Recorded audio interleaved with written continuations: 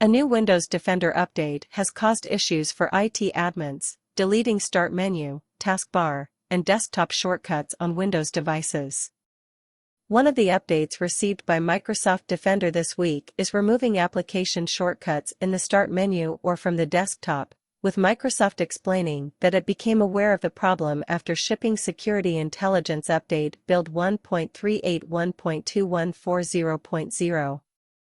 The issue exists on pretty much any Windows version that is still getting updates, beginning with Windows 10 version 20H2 and ending with Windows 11 version 22H2.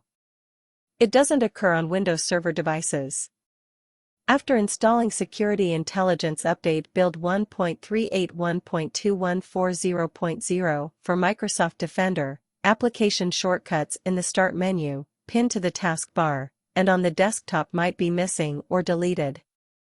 Additionally, errors might be observed when trying to run executable.exe files which have dependencies on shortcut files. Affected devices have the Attack Surface Reduction (ASR) rule block Win32 API calls from Office macro enabled. After installing Security Intelligence Build 1.381.2140.0, detections resulted in the deletion of certain Windows shortcut.lnk files that match the incorrect detection pattern. The good news is that Microsoft has already shipped a fix, but on the other hand, this won't bring back the removed shortcuts, but only prevent Microsoft Defender from removing other shortcuts. This issue is resolved in Security Intelligence Update Build 1.381.2164.0.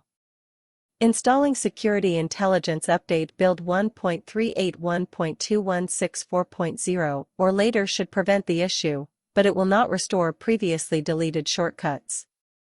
You will need to recreate or restore these shortcuts through other methods.